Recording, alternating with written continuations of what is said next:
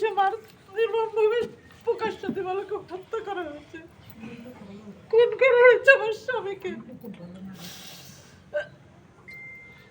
আমি হাসপাতাল পর্যন্ত আমার স্বামীকে যখন নিয়ে গেছিলাম, অনেক সাংবাদিক ভাইরা আমার কাছে আসছিল, কথা বলেছিল, আইনের লোক ছিল। আমি সবাইকে হয়তো আমার আবেগ থেকে হোক, যে কোনো ভাবেই হোক, অনেক কথা বলেছিলাম। আমি তাদের কাছে সবার আগে ক্ষমা চাচ্ছি, কারণ ওই মুহূর্তে আমি কোনো মানসিক বা সুস্থ অবস্থায় ছিলাম না। আপনারা দয়া করে আমাকে ক্ষমা করে দিন। আর যে বিষয়টা হয়েছে সেটা হচ্ছে,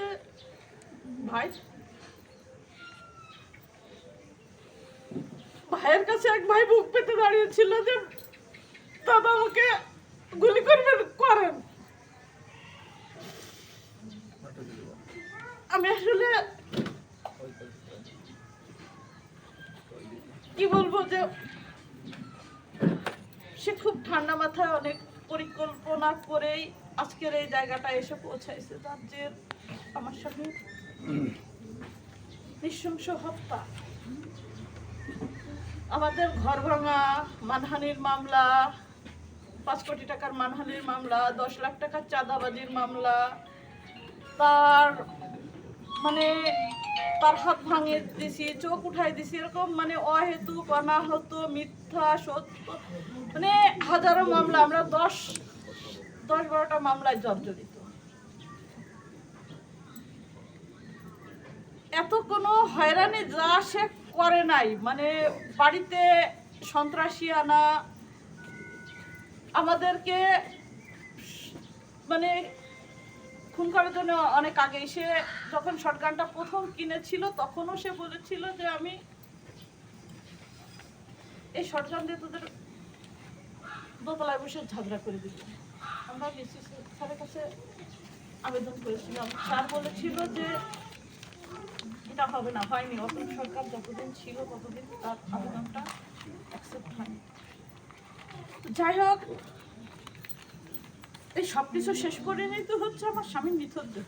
তাছাড়া পাইনি। আমার একটা মাত্র সন্তান, সে তার বাবার লাশ হাতে হাসপাতাল, থানা, মোড় সব জায়গায় আমরা দৌড়াদৌড়ি করেছি।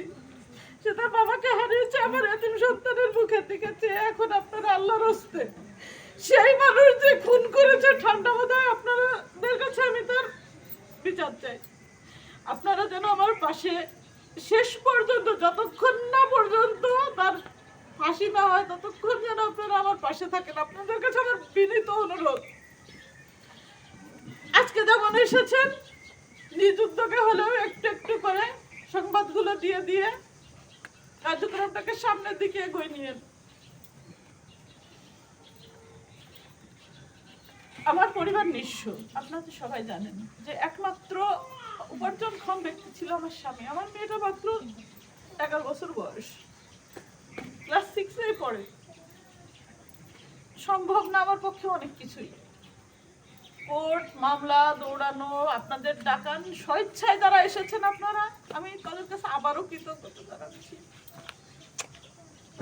আপনারা, আল্লাহ আপনাদেরকে আমার পাশে পাঠিয়েছে, এজন্য আল্লাহর দরবারে শুকরিয়া জানাচ্ছি। আর আপনারা যারা আসছেন, গোলাম কবিরের অনেক টাকা আছে, অনেক টাকার মালিক, সে হয়তো চেষ্টা করবে বের হয়ে আসতে। জামিনের ব্যবস্থাও হয়তো সে করতে চেষ্টা করবে, কিন্তু আপনারা যদি পাশে থাকেন, সবসময় যদি আমাদেরকে সাহায্য সহযোগিতা করেন, হয়তো সেই জামিনটা নাও পেতে পারে। আপনাদের সহযোগিতা, এলাকাবাসী, রাজনৈতিক সমাজ, এই যে যারা আসছেন, মিডিয়ার মানুষ, এরা যদি আমাদের সাথে সার্বক্ষণিক থাকেন, আমার দৃঢ় বিশ্বাস আল্লাহ আমাদের সকলকে হয়তো বিমুখ করবেন না। আর এলাকার মানুষের কাছে একটাই দাবি, যে আমার সন্তানকে যারা এতিম করেছে, যার পিতাকে দিবালোকে নৃশংসভাবে খুন করেছে, যে তার বাবার লাশ ধরে দৌড়াদৌড়ি করেছে,